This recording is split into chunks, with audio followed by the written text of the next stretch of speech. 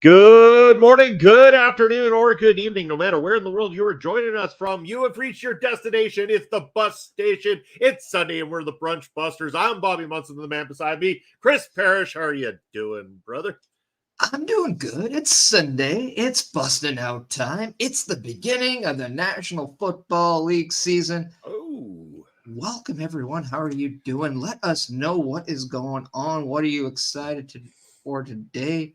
And if you're over on that YouTube, make sure you're giving us a good old thumbs up, a like, a follow, subscription, all that great stuff. But also, if you can, tell your friends.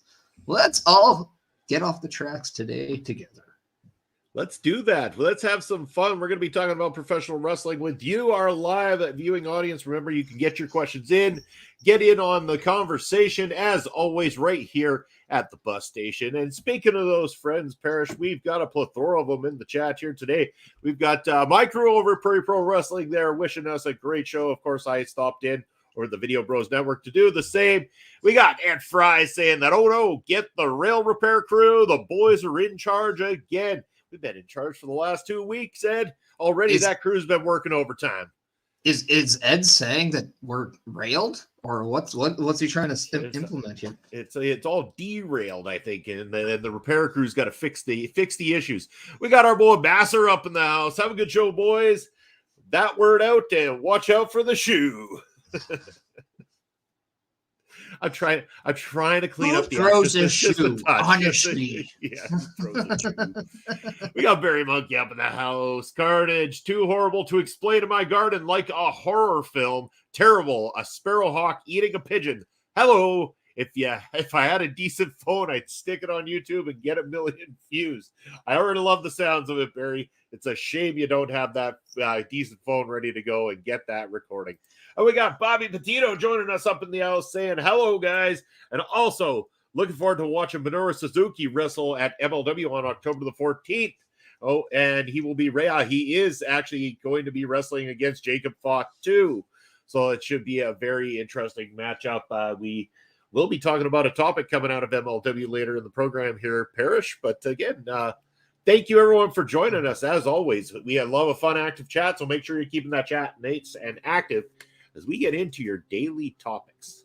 Well, before we do, I'll give you a little moment to get some water to clear that throat, because that was a lot to say. We can't forget our other friends at RogueEnergy.com. We can't forget those friends. We got to get this house keeping out of the way too.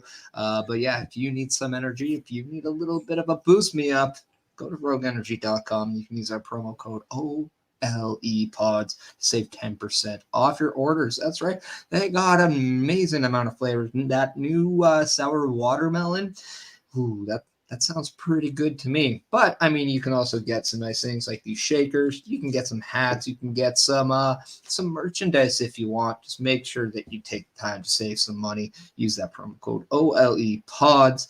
Save 10% off, not just your first order, but every order. Saving money's good.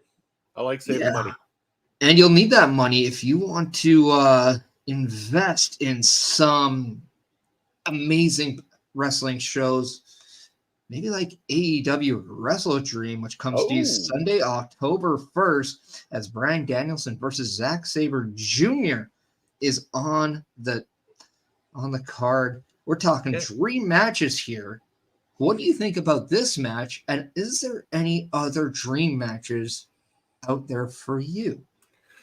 Yeah, that is a good question. We want you, the chat, to get in on this conversation heavily. We want to talk about what you'd like to see in particular for this. But as for the match itself, hey, I mean, I'm pretty much down with watching Danielson wrestle just about anybody. And again, we know Zack Sabre Jr. is no slouch inside the ring, so I'm assuming we're going to get a very, very well put together matchup, especially when Danielson leads a matchup. You know you're going to get anything spun into gold at that point in time. Yeah, this match is very much going to be a technical prowess if you know these two competitors. But in terms of like other dream matches, I mean, talking about derailing, we can derail. Sanitize our dream matches scenario. I mean, almost anything comes to mind when I think of like maybe a Shawn Michaels versus AJ Styles. That would be a match I'd like to see, or a Bret Hart versus Kurt Angle. Oh, but if I'm going current, I mean, I still want to see Brock Lesnar and Gunther. I still want to see maybe Gunther and Cesaro. But I actually think this is probably one of the best ones. I want to see MJF versus Cody Rhodes. I think right now, with the way those two have transcended both WWE and AEW just in the last year to 18 months, these are two of the biggest names in wrestling. Yeah, no, you're not wrong. With that said, I'm going to go even more doable for this particular card, and keeping in the MJF train, knowing about the fact that it probably wouldn't be hard to obtain this individual and make a huge splash. And I'll also talk about their history. How about MJF against Alexander Hammerstone? Okay.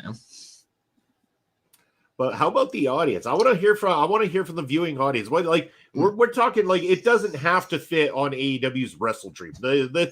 We take that off the card. You can put, if you want to give us one match you'd like to see at Wrestle Dream and one just dream match in general, go for it as well too. And I know a lot of people probably would have loved to have seen like Taker and Sting. Once those two were in that kind of the prime of things and everything. Like, a lot of those matches, they're just impossible. But we got Bobby coming in with Tanahashi, I believe. I'm assuming it's Tanahashi. Yeah. Versus Darby Allin. And again, yeah. I mean, that's doable for this card. For sure it's doable. 100%. Yeah. I mean, you can watch a fantasy match on October 1 at Wrestle Dream, but we're booking Wrestle Bust 1. Wrestle Bust. Wrestle Bust 1. Yeah, there we go. I'm glad you didn't just go with Bust Dream. That might have been a little bit much. No, I was going to go to, that's not what I was going to go with. I had something else inside, and I definitely corrected myself. But Wrestle Bust 1. There we go. There we go. If the Brunch Busters and Bustin' Out was to put on a fantasy match card of any generations, what would you like to see? I think too, like another great one. We could talk about it if we want to kind of stay on the same kind of level as Bryan Danielson and Zack Sabre Jr. Something very technical on that side, and you want to go current. Give me Bryan Danielson versus Chad Gable. Okay. Yeah. After what we've been seeing with Chad Gable in the last little bit, I think that guy's stock has just absolutely rose. And Bryan Danielson arguably could be one of the best technical wrestlers of all time. So the fact that these two are still there, they're still current, I think. How can you not want to see, say, like an Iron Man match between these two? They certainly can go the distance. They certainly can push each other's pace. You're going to see more holds than an NHL game, which is absolutely amazing. But yeah, glad Bobby you went there, because that's actually where I was going to go next. On the women's side, what would we want? As he's saying, Mercedes Moné versus Dr. Britt Baker, DMD. That's right. You got to get the DMD in there, of course.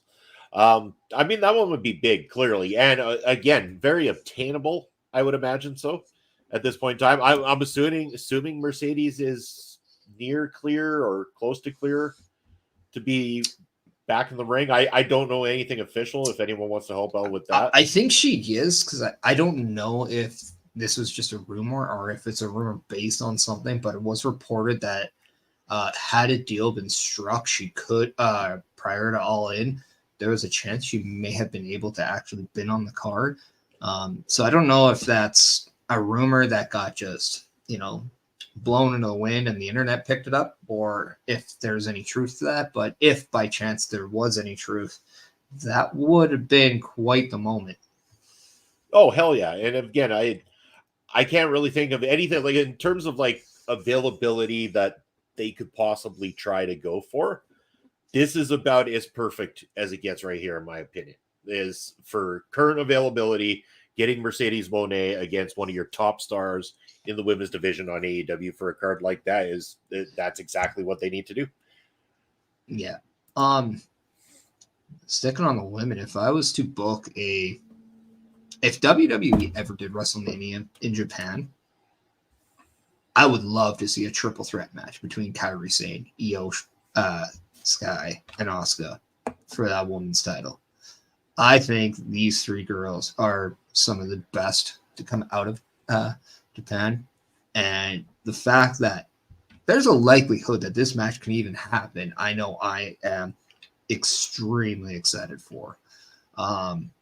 Nobody has to convince me about Asuka. I think she is absolutely amazing. I think Io is one of the most athletic women in wrestling right now. And I think Kairi Sane just needs those right people to break out. I mean, we all know how good she is, but she just somehow doesn't get that match, or she hasn't had that match inside a WWE ring to really take it to that next level. Whereas I think this could be that match. I like Barry here. The great Johnny Swinger versus anyone or anything, animal, vegetable, or mineral.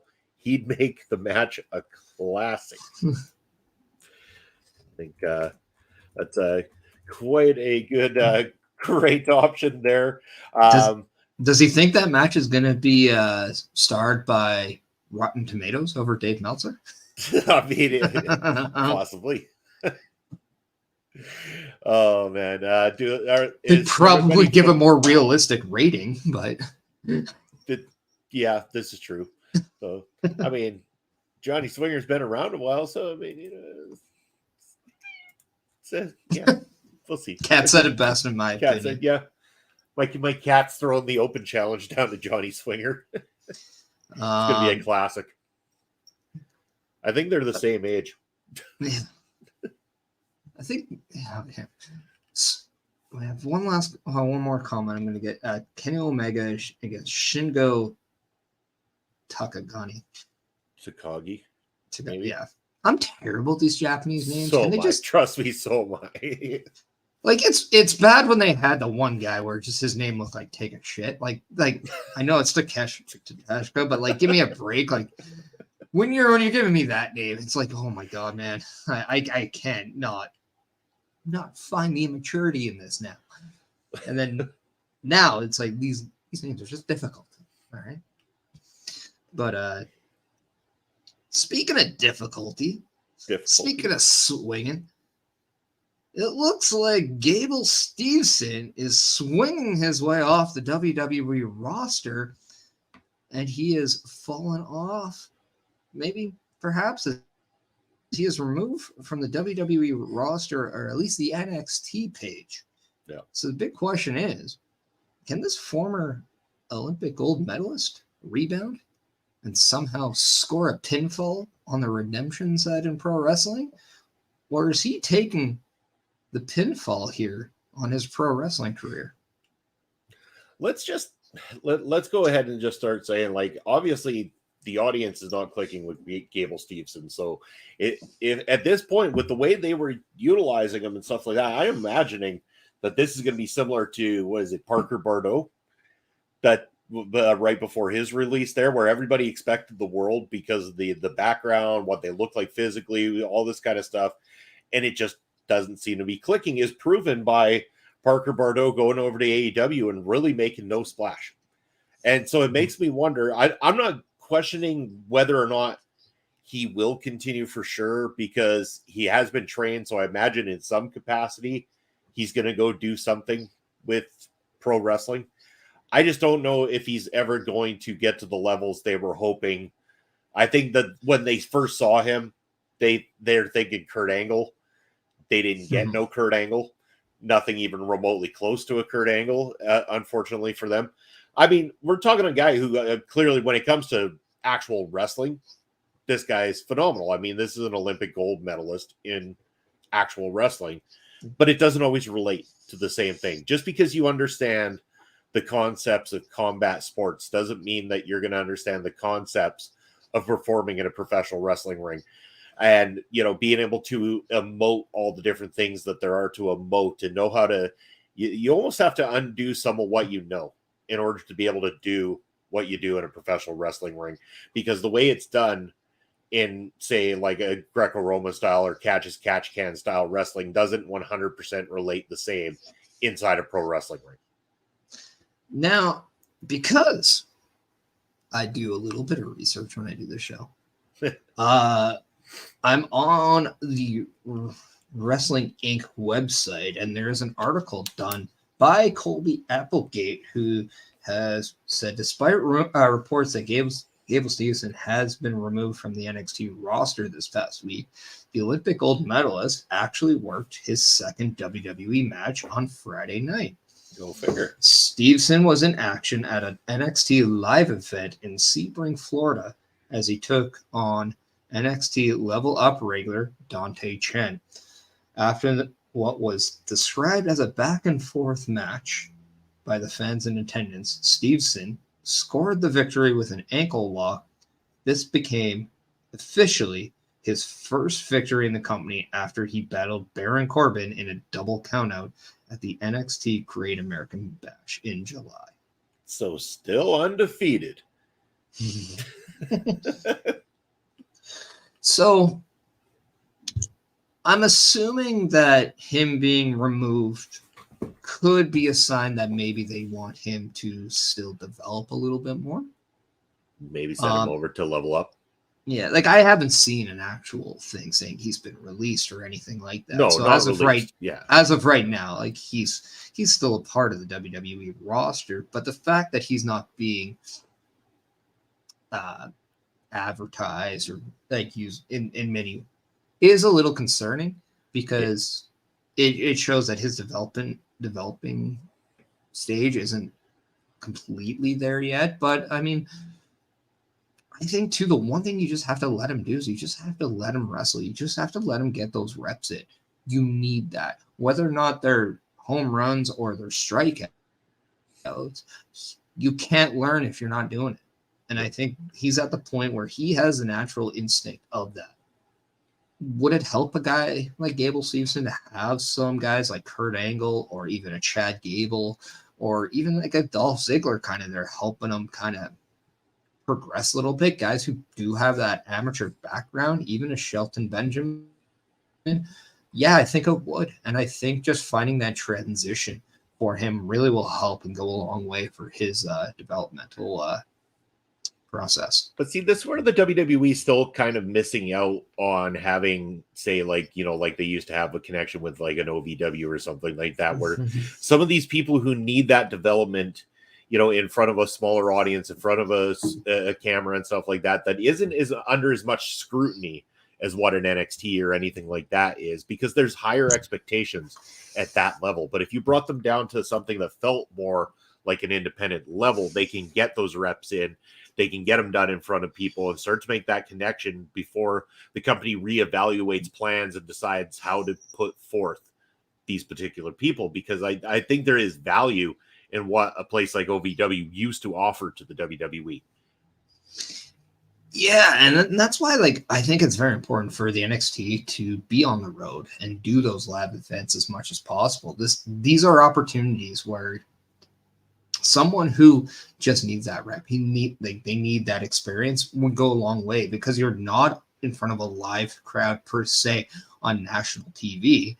You're in front of a live crowd in more of a condensed environment. And I think when you have that, the pressure's off. We hear all the time how many people enjoy working live events over TV due to the lack of stress, the lack of like cut times from just situational stuff, whether it's commercials, whether it's producers saying, no, the segment's not getting the rating we want. We got to cut it short. We're going to put more time on this other segment kind of thing.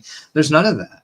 So I think giving him that a little bit of a freedom, but also giving him a test, whether it's going up against somebody specific or not, I think that's what he needs. He needs to be challenged, but also kind of, I don't want to say baby, but specifically used right now just so he can become comfortable. And I think as soon as you're comfortable, that's what's going to ease off a lot of the awkwardness. I think we did see it at that match against Baron Corbin.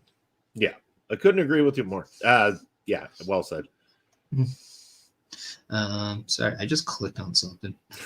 So I did that, but speaking mash. of no, it's just as soon as you said that, I was going to click on something to read it, and then maybe we could use it. But until then, we'll go to two people that do know who they are. They don't need any development. That is Claudio Castagnoli and Eddie Kingston, as they are proud to face each other on the September 20th Dynamite Grand Slam episode, as it's title versus title, the Ring of Honor World Championship versus the New Japan Pro Wrestling Strong Championship. How do we view about this match? And are there any nice little, as we kind of key this back into our fantasy question, other current title versus title matches you want to see? And before I start answering that, good morning, Chris Best, CRS Entertainment and co-host of Turnbuckle Talk, and also one of the many for you see on Monday Night Raw watch along here during the weeks. Saying I remember going to a house show around 2010, just before the first incarnation of NXT happened, and they had Wade Barrett take on Justin Gabriel on that card. Going to this question here with title versus title, this particular one, in recent times, like over the last little bit, Kingston's taken a little bit of a plummet for my excitement level in watching his work, but this one screams more something I'm interested in. Kingston versus Claudio 101. I like the sounds of that. Title for title, I can go for that. Ring of Honor champion versus New Japan Strong champ. That sounds perfect. As for other title for title matches, there is one in particular based on current champions that I would love to see, that I don't know that we're actually going to see it as a title for title match. And I know it's somebody we're going to be talking about later in the show as well, too. But I'm talking about Gunther versus Roman Reigns. Title for title would be awesome. Yeah, and I know this title was just made as well, but if we're staying in the realm of WWE, just because the last time they wrestled, this was actually the first person to defeat Roman Reigns in that 3-year tenure. Just didn't get a pinfall, but it's Seth Rollins against Roman Reigns. These guys just have chemistry, and having those two titles, like, yes, I know that the world title versus heavyweight title, it's played out in not only WWE but a lot of other companies. Our favorite wrestler, Parrish, it's Julia Gulia, the New Japan Pro Wrestling Strong Women's Championship versus the Trinity, the Impact Knockouts World Champion. That's another excellent option there as well, too. I love that. Julia Gulia. That's the best thing ever. One that I always wanted when Mickie James was the Knockouts champion, I would have loved to see when she brought that title in the Rumble. I would have loved to see her win that and do a title versus title at WrestleMania and have that Knockouts title go up against, say, the Raw Women's Championship. Like, imagine if you saw that title going up against Rhea Ripley's title, how epic that match would be, not just for wrestling, but even for women wrestling, and the crossover between the two brands. I think that would have been absolutely stellar. Yeah, exactly. I mean, but you're speaking a good language when you say Rhea Ripley anything right now, because basically Rhea Ripley is professional wrestling as far as I'm concerned. Yeah, I mean, granted, there's a lot of good female professional wrestlers out there, and we can do a show about it, but I think we both are agreeing that Rhea Ripley is just absolutely incredible right now. Yeah, Rhea Ripley essentially for me exceeds all limitations of anything. I mean, she's just a star. She is one of WWE's top stars, and that's exactly how I feel about that. How about Delmi Exo versus the Ring of Honor Women's World Champion Athena? I'm down. Yeah. I like Delmi. She's got a lot of work to go to hit her strides and everything like that, but the matches she's getting in right now and the work she's putting in to get there are only showing more and more improvement over time, and I think a match against Athena would be awesome for both.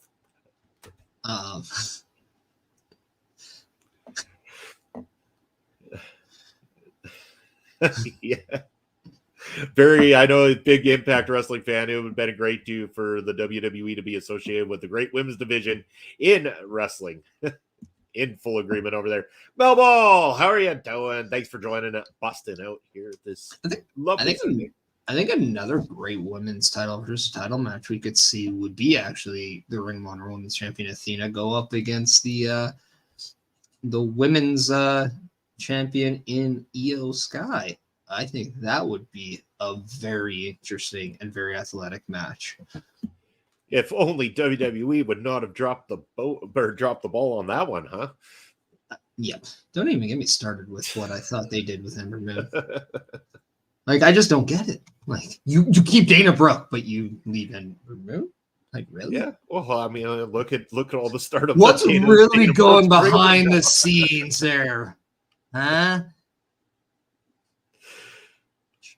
Triple H, where were you 2 years? Hold on, where's that? Ed, if you want to get in on this conversation, how do you feel about Dana Brooke there as opposed to Athena? Go to Ed. I'm the one who goes on taking out comments and trashes her every week. So Ed now just agrees now. Because, and if Bobby the proof is in the pudding, then well. But Bobby had mentioned our good friend Julia Gulia versus Trinity, but Melball's got Julia Gulia versus Athena. It would be great and very more likely to happen as well too. Again, I love it. Julia Gulia. We got to do like a whole episode just dedicated to Julia Gulia here. Come on, you've seen The Wedding Singer. Please tell me you've seen that movie at some point in time. Otherwise, the joke just doesn't land. Yeah. Julia Gulia. It's an Adam Sandler classic line. So, but yeah. Last name's gonna be Gulia. That's funny.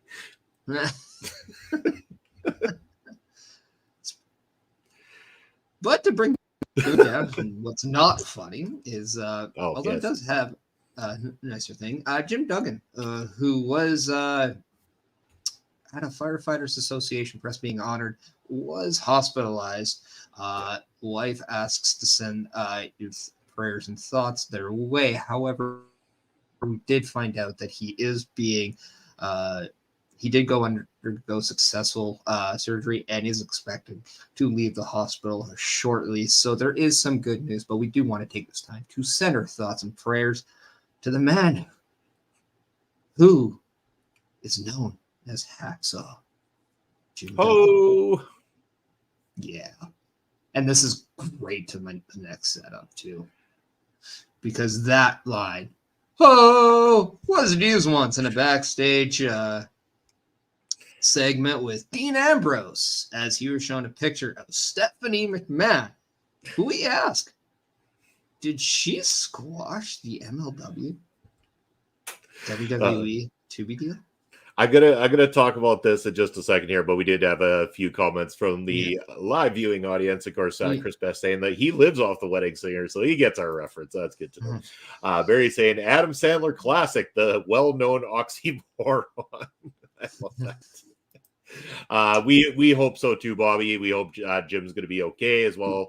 I never wish anything ill upon anybody, so that's all the best going his way from all of us here.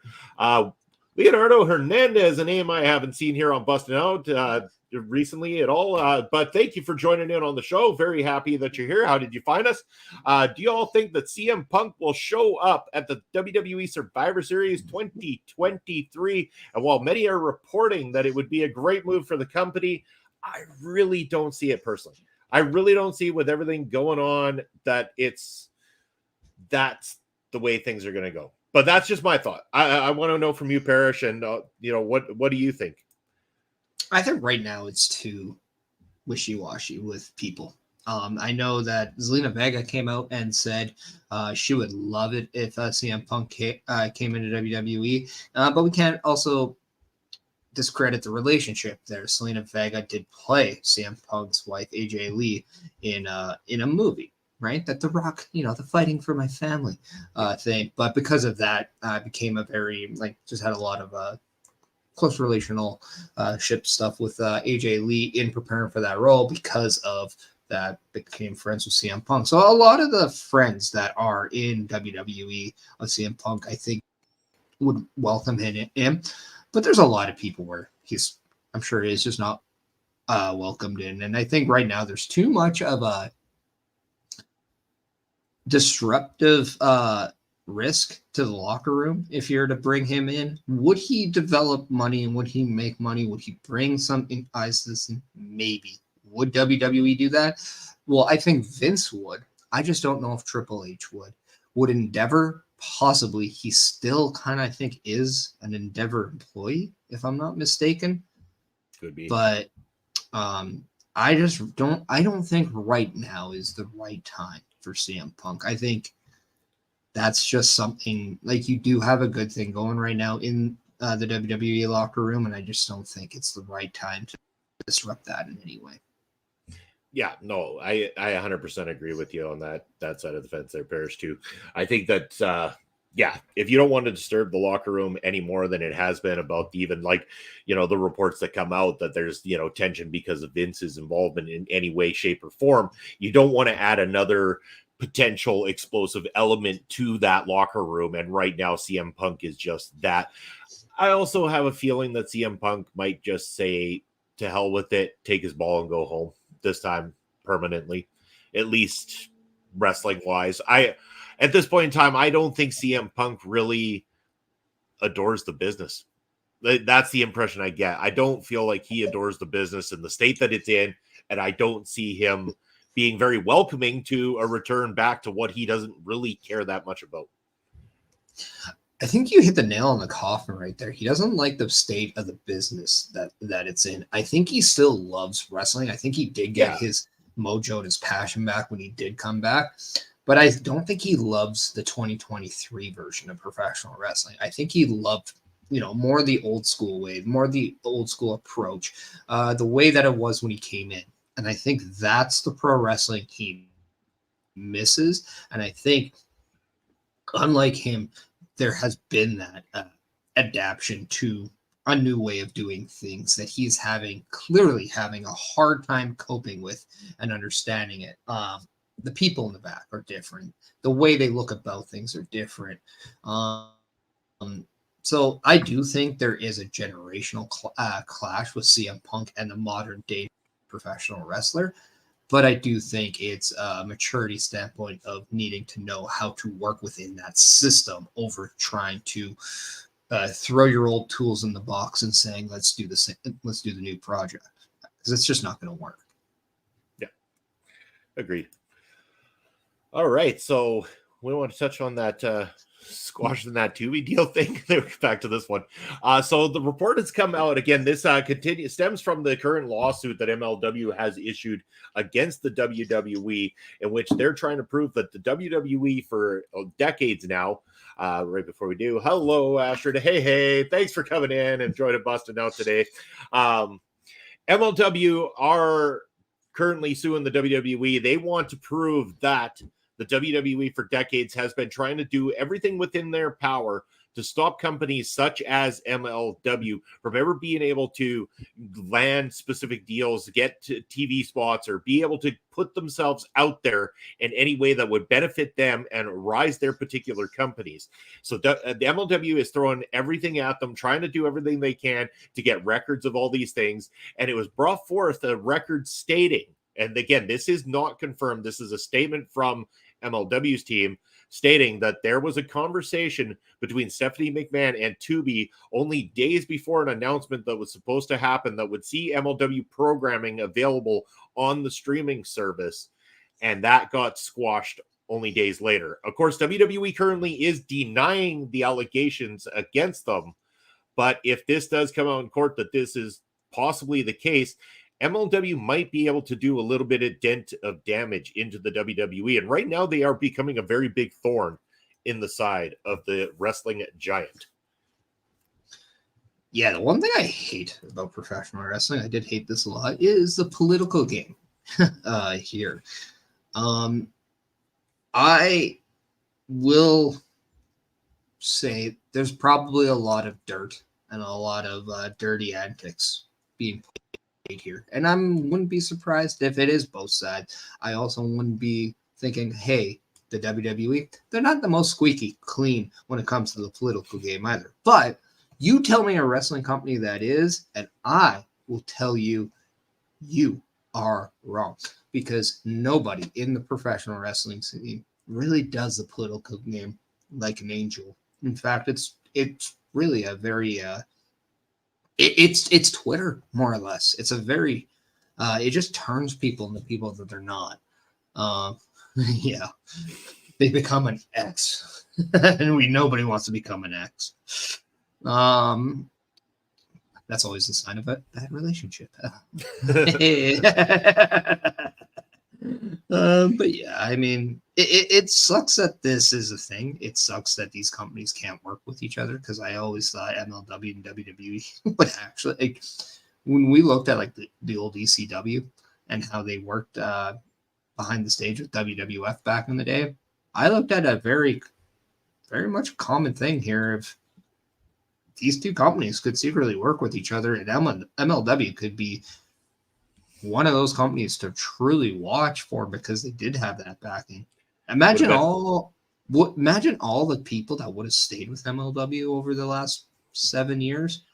Well, your opportunities are there. Plus, like, again, we were talking earlier about Gable Steveson. Like, there would be an opportunity for somebody like that to get the reps in on a smaller base television show, for him to get those opportunities and work on what he needs to work on. So again, like everything you're saying, yeah, 100% true. And it would be great to see that relationship. But I think at this point, it's going to take a lot before you see a repair between those companies, if at all. No, it sucks. Like, do it. I know you definitely have a lot more of a invested stock in this than I do, because I know how much you're like a huge supporter of MLW, as I'm slowly getting into that field as well. Yeah, I don't know. I just know that WWE can be a very dirty player in the political game.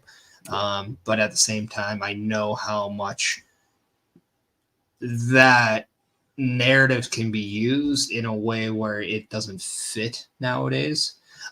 Because I mean, so many little things can happen. That's why I just kind of just do I just do that Abe Simpson, and I just back up into the bushes and kind of like let it play out. And I think that's really the right thing to do, because I'm not in the courtroom. I'm not in that. I'm not a lawyer. I'm not in there. So it's just incorrect of me to judge or say anything. And yeah, and again, despite my stock investment in MLW and everything like that, I still am on the case that I don't want to see these kind of things going down. This is a long-running thing. Again, I know the WWE plays the dirty game, and I understand from Court Bauer's perspective that he's stepping forward saying he's doing this not just for MLW's sake, but for all professional wrestling's sake, because he doesn't want to see it continue to happen and everything. I think he's trying to put the only dent they're ever going to accomplish here. And if anybody is expecting that there's going to be a major league splash coming from MLW versus WWE here, I think the best case outcome from this would be exposure that it's happened, and a stop order of some kind being placed to preventing the WWE from making these conversations with television networks that, again, they have no dealings with, because the WWE, it's not like they offered up their content to Tubi, or it wouldn't seem that way anyway. I'd be curious to know that if this is true, and again, it's speculation right now from one side of the fence and not the other. If this conversation ever happened, what did Tubi benefit in the process that they wouldn't have got from having an actual recurring professional wrestling program on their stream, especially with original content? Because you don't go on Tubi right now and find anything WWE related. So did WWE pay them? Did WWE promise something they didn't deliver? We don't know. And until that court actually takes place and we see legitimate proof, or we see anything that says one thing or another, and a jury or whoever is in charge of judge decides there is enough evidence on one side or the other, right now we can only speculate based on what's been presented. A question for you. And I'm actually curious on this one. What if Tubi is the one doing all the dirty business here, and they're using MLW and WWE as, pawns to work against each other? And because of that, we see this a lot in legality where when there's two invested parties, usually the people who have what they want will use one against the other a lot. And I'm just wondering, maybe, do you think it's possible that Tubi did that at all in this thing? I don't know. And again, I don't know a lot about Tubi. Like I've seen the site, I've used it a couple times and everything like that. So I don't really know who there in a working matter would have had any involvement. I don't know what their relationships are with either company or what their background is. So it's kind of hard to speculate. It's a great question because we know that, sometimes networks aren't always exactly great politic people either. And that, the dirty money controls the world. And we do know this thing. So it's hard to say what the case is, who's right, who's wrong, whether MLW has got proof of this conversation taking place or not. That'll come with time. We'll see more unfold as this court case continues and as more stuff comes to light. But it definitely seems like MLW has gained a little bit more traction and ground with this particular lawsuit against the WWE versus the one that they had on them previously that was dropped.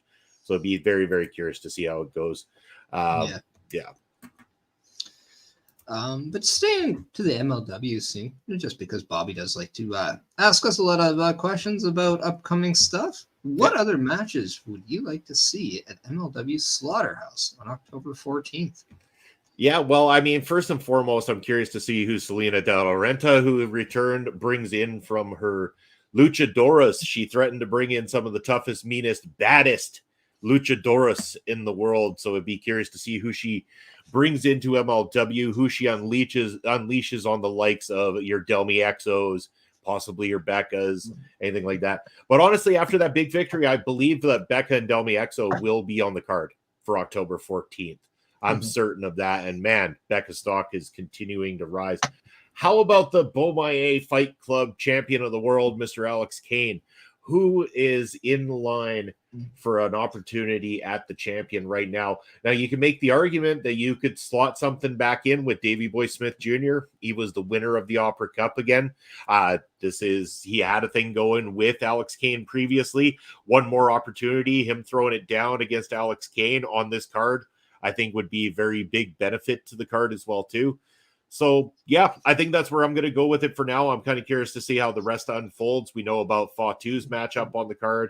We know the New Japan Pro Wrestling will still be involved, so we could see a lot of crossover from NJPW as well, too. But, yeah, Bobby, who are you looking forward to? And Parrish, yourself, who would you like to see at MLW Slaughterhouse?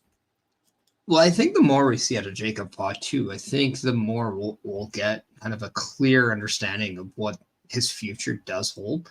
And I think that's kind of one right now that I'm very curious, because I know I'm speaking your language when I say I kind of want to see more people just stay there instead of leaving. It would be nice. Sorry to interrupt for 1 second. I have a sneaking suspicion Fatu might make his way to New Japan Pro Wrestling, just because he took on Ishii on the Fusion tapings, and now he's going to have Suzuki at this particular card. It seems like a lot of gearing up Jacob Fatu against the NJPW roster. Yeah. But the one match I think I want to see is I want to see Matt Cardona against Alex Kane. I think that is the money matchup. There you go. I mean, I don't think I'm speaking a lie, where Matt Cardona is the biggest star right now in MLW. Like, I don't think I'm lying here. No. Anybody else win at WrestleMania but him? No. So, and I'm not saying WrestleMania, like, you have to be at WrestleMania, but it is the biggest spectacle in professional wrestling every year. People can make their assumptions about all in at Wembley Stadium. That's fair, but have them do it for 40 years and then we'll talk. But I think Matt Cardona just brings a different level into investment in his matches right now. And I think when you see Alex Kane on that up and up, becoming the next face of MLW, he is the face of the Beaumaye Fight Club. I think it's just something that you want to see a good build to. And then you have Alexander Hammerstone. You would think maybe a return match at some point with Alex Kane has to be there. I know. I can see him being done with MLW. I just don't think he is. I think he has at least one or a couple more matches left in him, at the very least. And those are going to be big. And even give me Hammerstone versus Cardona at that point as well. Yeah. Yeah, that would be a nice one. It really would. It sounds like Cardona is keeping in with the second gear crew. So against Vance Warner is a very strong possibility for the 14th. But we do know that they've got other cards coming up as well, too.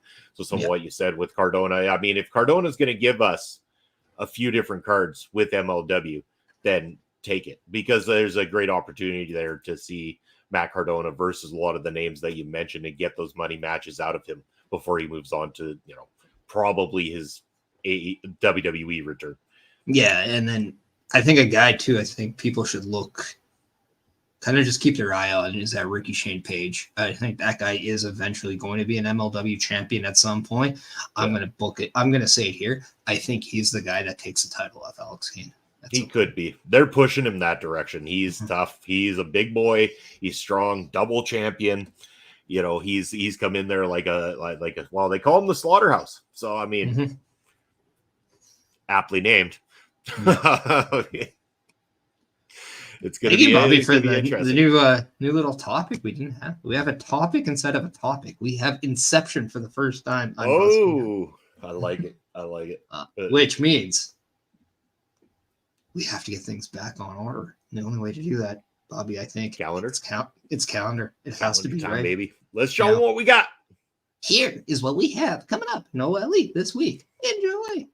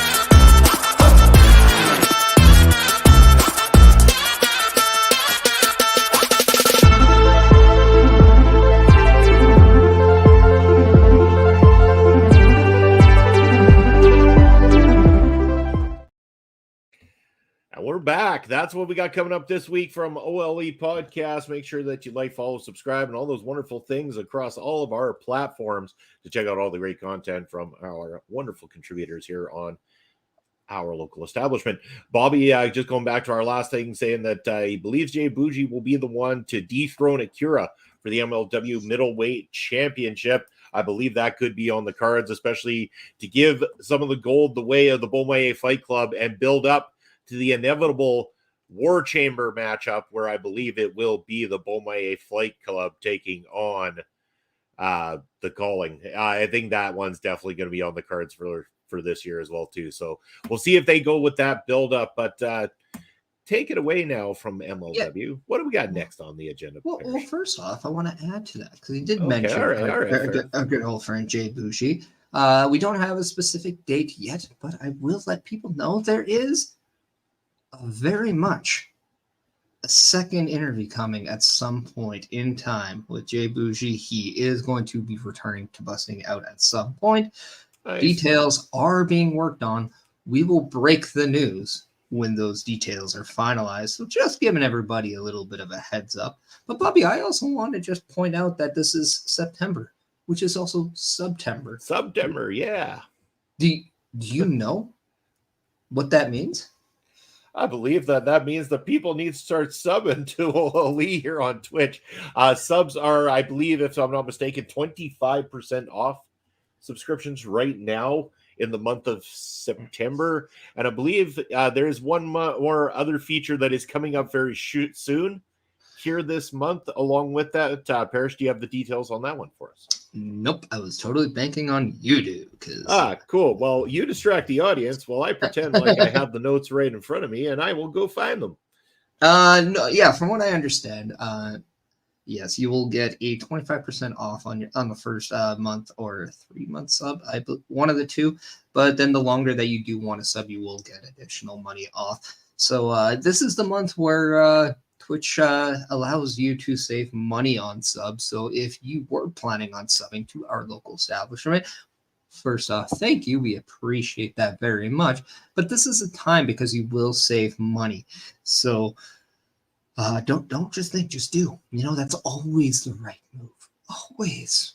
It is on busting out, that is. And when we want to say busting out, we want to see those subs bust out because, well, that's just the way the water works. Bobby, do you have any more of the I wish I did, man. I wish I did. I'm searching. Well, before we do that, let's kind of here we go. I got it here. Hold on, because I just had to find it because of course Astrid gave the details because Astrid knows what's on the up and up here, and it says here what it is: 25% off 1 month of subs, 25% off of 3 months of subs, and 30% off of 6 months of subs. And the best part, you'll get the same payout as the full price subs.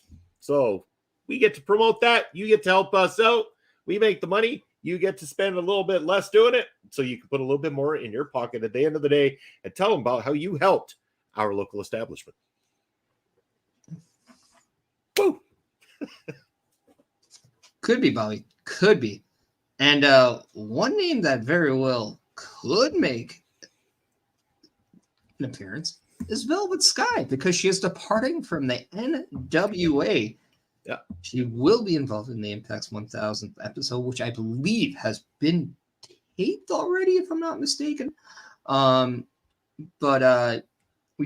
you're asking what would benefit from the experience of a Velvet Sky, but also where could we see her pop up next if she is to remain in the pro wrestling world? Bobby Benito, you asked anybody else return to MLW? Maybe we could see a Velvet Sky appearance in MLW, or maybe we can see Velvet Sky appear in All Elite Wrestling. Maybe she'll go to the WWE. But what do you think? And what do you think of Velvet Sky departing from the National Wrestling Alliance? It sounds like she obviously learned a lot over there. Again, being able to join on commentary and learn a lot about that side of the fence. It is, again, like you could say MLW, that would be great. I just don't know what MLW would have for her unless they put her on with the commentary team, which, again, at this point in time, I used to not really have a dislike for Matt Stryker, but lately I've got a real dislike for Matt Stryker. Right. Work on MLW lately on commentary has been atrocious, absolutely atrocious. I miss Rich Volkini, and honestly, Velvet Sky would be a very nice change of pace if they kicked that guy right off of commentary and slaughtered her in there. I believe, honestly, the true answer is, and it said it right there, she's going back as a manager for this 1000th episode. I think that Impact could really use that experience. I think that Impact could use someone like that on a commentary team potentially as well too. Somebody who has made Impact Wrestling their home for so long, I believe would be great for them. And maybe being with Angela Love on screen. Why not? Yeah, of course. The beautiful people. One thing I would actually like to see somebody do, anybody, have a female presence during female matches, like have an announcer made. Like I wouldn't mind seeing something like that, whether it's maybe AEW adding this to their team. But one that I was thinking right away is why not remove Booker T off NXT, or at the very least add a Velvet Sky to the commentating team. I think it would be great for that. She would be not only great in the locker room for a lot of the women there, but I think in order to put people over and like talk about them, in fact, I think that would just be great. Like we don't have a lot of female announcers in WWE, AEW, even MLW. Nope. Like it'd be nice to have an influx, but again, I am remiss to say that when I think Velvet Sky, I think of Impact Wrestling, total nonstop action. I think of that promotion. It just feels at home, if you ask me. And yeah, I 100% agree. And again, with we're going back for this appearance, I believe that, it'd be easy to want to go back to where's familiar, because sometimes familiar is just what's easiest and what's best. It could take the experience learned from being over in the NWA and everything over there back to there and offer that much more to Impact Wrestling. So I honestly feel that's probably going to be the destination. But of course, yeah, if you can find any way to get Matt Striker off commentary, I'll take it. But Velvet Sky would be great there. Even if it wasn't because of the Matt Striker situation, she would be a great addition to any of the teams there, minus Matt Striker. Yeah. Man, imagine if she was went to MLW and they teamed her up with Becca in any way. Anything teaming up with Becca right now is going to be gold. But imagine if her Angelina Love came in and they formed just a trio with Becca. That could be interesting. And then if with Love Doug's involvement, you'd have Angelina Love Doug.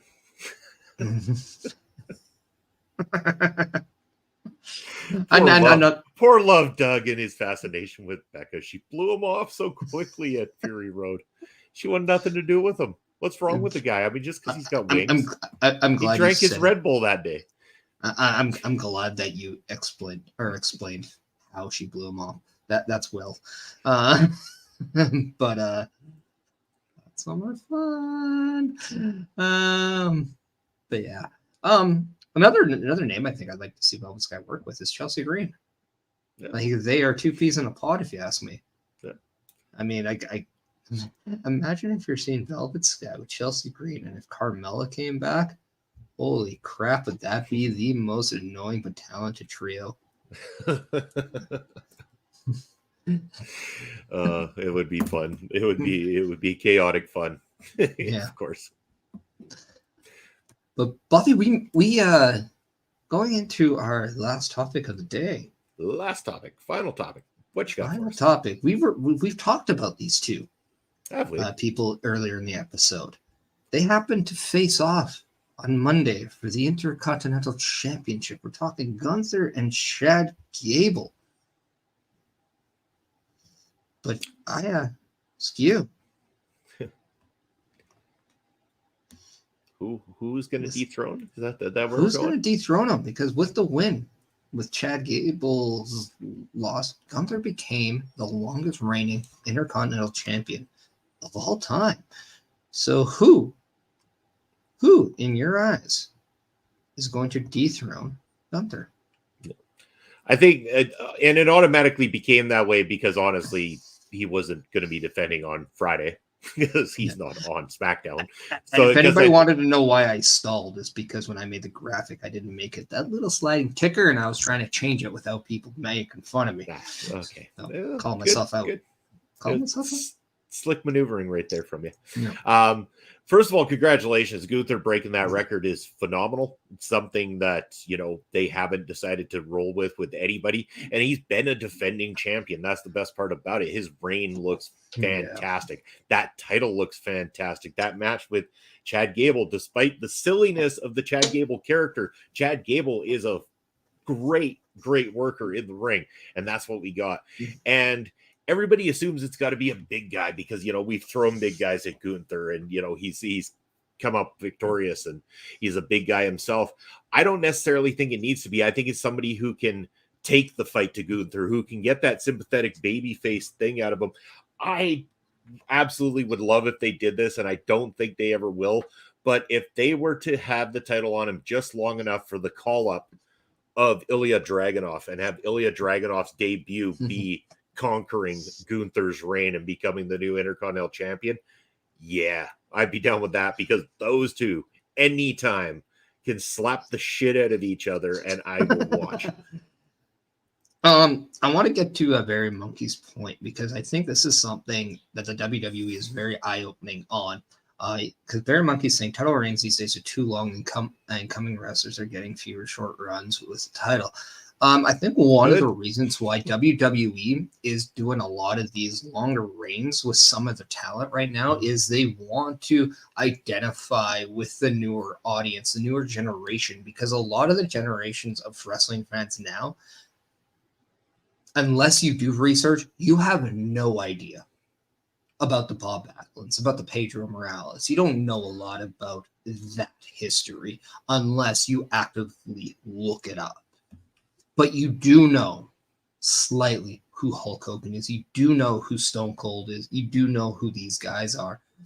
But you also know who Roman Reigns is. You also know who Gunther is because they're current, they're modern. So they want to give the modern day fan base something a little bit more to attach to. The act of making what you're watching feels special, which you can say what you want about Roman Reigns and his 3-year reign as undisputed champion. But Gunther, I think when we talk about the Intercontinental title, we're talking about the working man's championship. Bobby, you alluded to his title reigns over the past, let's go even 7 months. Also, he was the Iron Man in the Royal Rumble in January. And he's had classics with Sheamus, classics with Drew McIntyre, classics with Chad Gable, which if you didn't watch that match, yes, it's a TV match. It's going to be a little bit more tight than maybe a PLE, but that match was fantastic on so many accounts. The emotion that was brought in. If you don't think Chad Gable became a bigger star in a loss, I question your knowledge of professional wrestling, because Chad Gable now, to me, is now a top echelon player on a roster, which tell me if you saw that happening when he was Shorty G. And this has a lot to do with the credit and the real and the authentic presence that is Gunther. Yes, he was Walter. He was Gunther the entire Intercontinental reign. So think about how much he has put a stamp on that name change now and how it does not even factor in when you think about him. We ask about who we think could dethrone him. I still think Chad Gable could. I don't think it's out of the possibility. I do like your Ilya Dragunov. I also would love to see someone out of the box, just completely different. How about Cody Rhodes? The only reason I don't want that is because Cody's up there with something that could be done in the main event picture anyway. I don't think he needs to for now I think his trajectory needs to be towards a world championship and not the Intercontinental Championship. And that's not to take away from the Intercontinental title or for that inevitable match that I would love to see as well too. I just don't know that him dethroning Gunther's reign as Intercontinental Champion is the right move. I'd prefer to see it be somebody like Barry saying up and coming. And again, where I will say with Barry's comment, I disagree, because I think that the longer title reigns solidify stars. And like Parrish was saying, then you put in people like a Chad Gable and make them look better because they go out and they go toe to toe with said star, even though they come up short, pun implied. It still makes them look strong, and it doesn't mean that they're a chump. And maybe one day Gable's time will come and it will look that much better because he will have at least gone up against one of the best, an inevitable world champion, a top guy in the WWE. But then he's already going to have that accolade that, he's done so well. His ring work starting to come forth. That star starts to rise, and then the time becomes right to put the title on him. Not everybody in the history of professional wrestling needed or had titles flop to them for the sake of minor popularity. And that's the problem. And I think the disconnect of wrestling fans today is they assume the second somebody gets slightly hot for a little tiny bit that you need to pull the trigger and put a belt on them. No, you need to test the waters and see where it goes and push them, but it doesn't mean you have to put the belts on them. Not everybody needs a belt. I overlooked this one. But the reason why I say Cody Rhodes is I have a long-term investment on this one.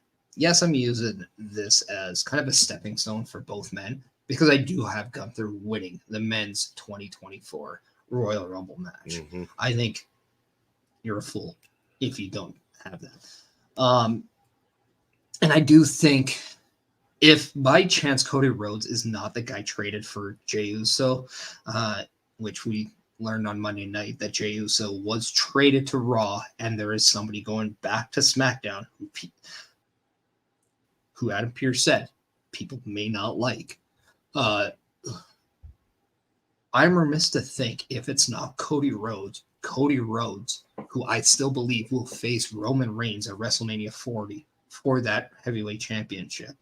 I have a feeling Cody Rhodes' IC title could be short if he was to be the guy. He is credible enough for the win. It allows Gunther to go up and do something even bigger.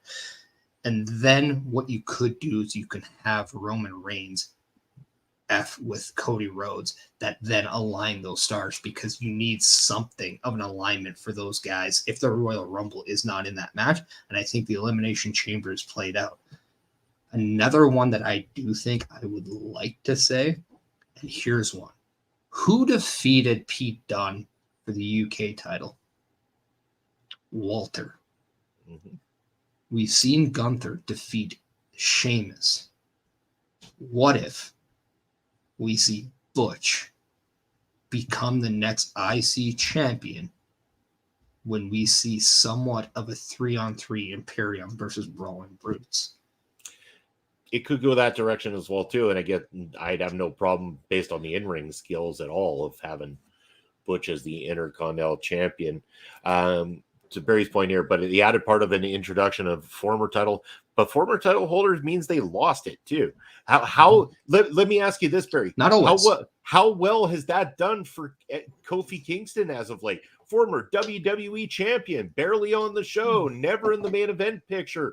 Kofi Mania fizzled out as fast as most pop bands do in the early to mid 1990s. Sorry to say it doesn't always hold the credibility that people think it does if they don't do right by the championship run. And short championship runs are hard to do right by because it's hard to build any steam for them. And then the company ends up seeing that the numbers aren't there, and then they go do what they did. And they had somebody like Brock Lesnar walk in, finish Kofi in under 10 seconds, and buy Kofi Mania. You're done.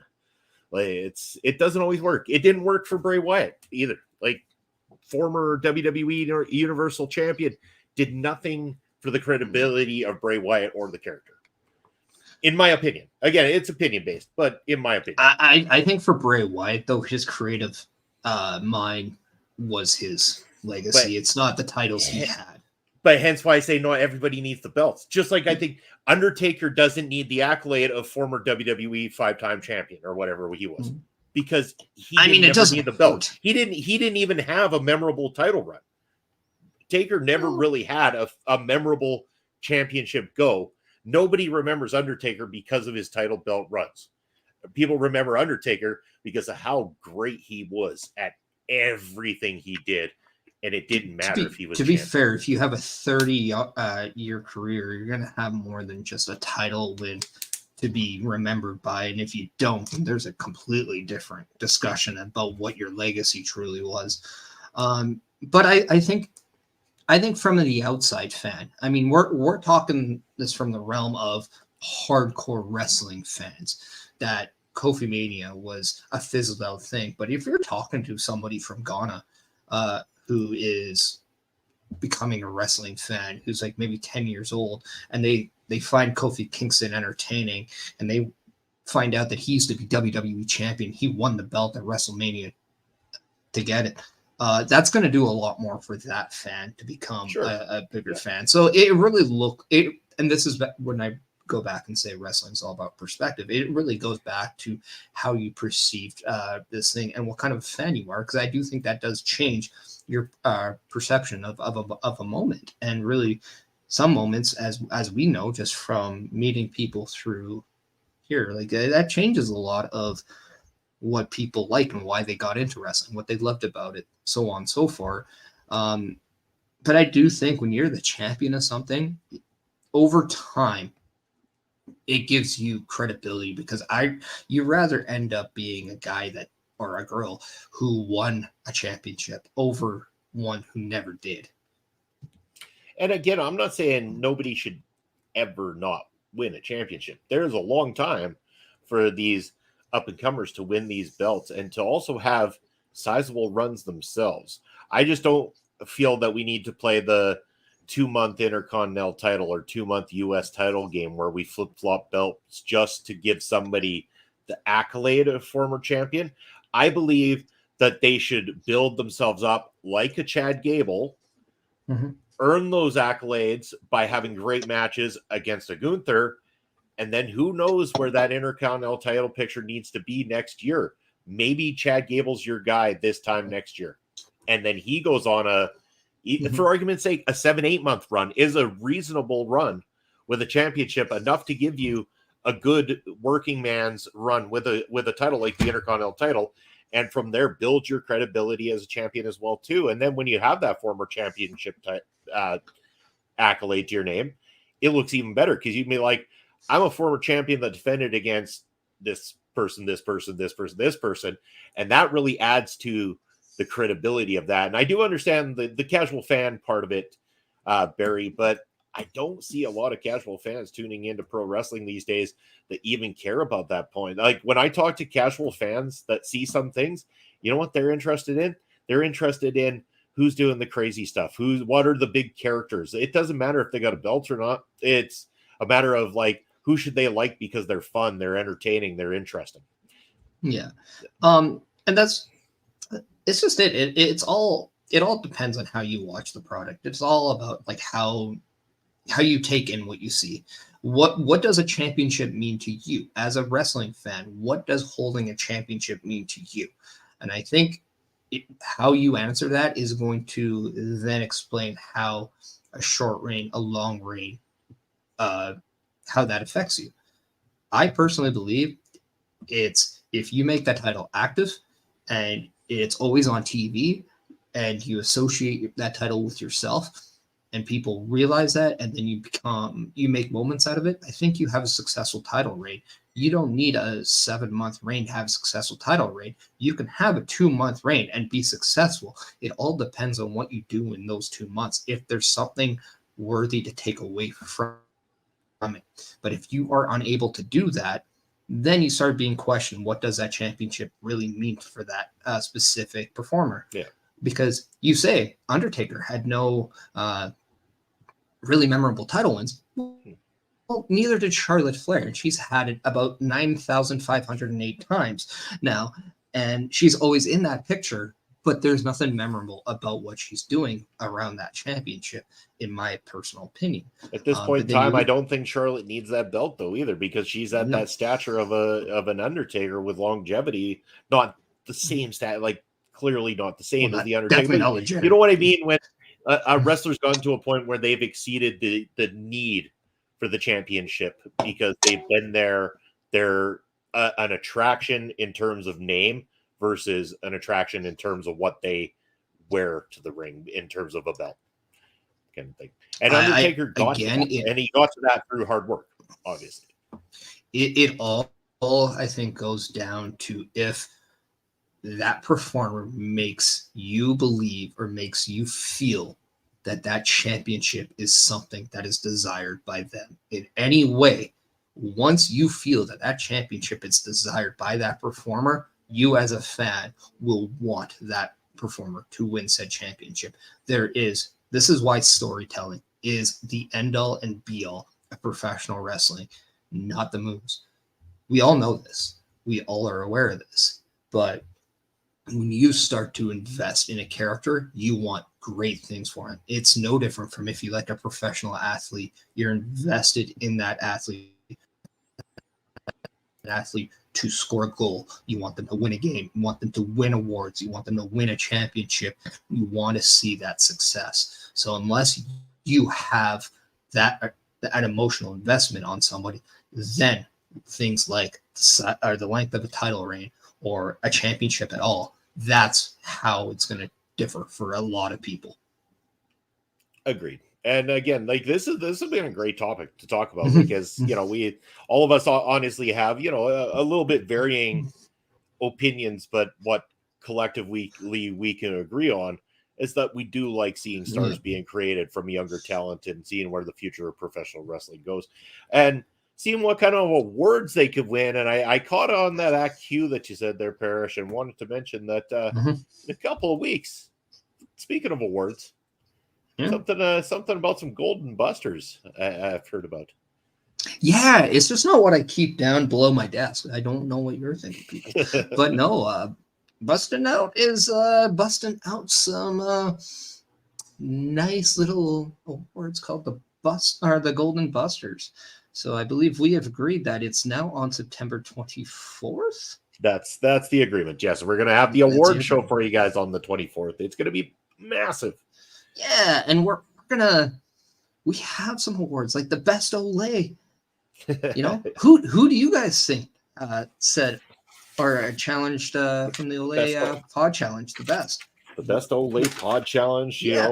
Some of these other great awards that we've got here as well too. We got the Breaking News Award. The Bust a Gut Award. That's my favorite one. The Bust a Gut Award for the best food topic here on Busting Out. Which I think it could be the even best food or whatever made you laugh the loudest too. Like that's could be that too. We're gonna stick to food for at least this upcoming one.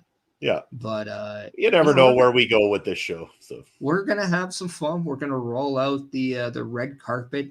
Oh no! It was the Velvet Tracks. Man, you didn't let me finish. Oh shit! I did it again. Oops! Come on, Bobby. Did it again. Come on, Bob. You got to let another man finish here. But yeah, no, we're gonna pull up the red carpet. We're gonna shred it because we don't need a red carpet when we have the film tracks.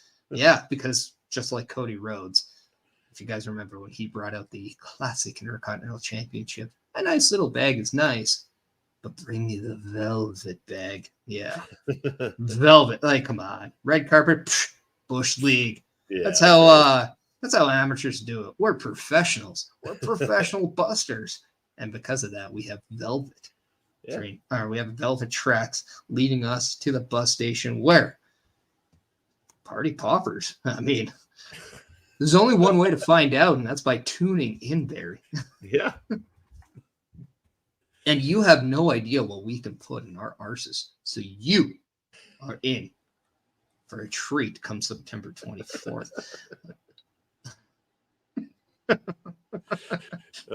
I should intentionally make the cliffhanger for award for the time that I left Barry waiting for another week for the actual breaking news.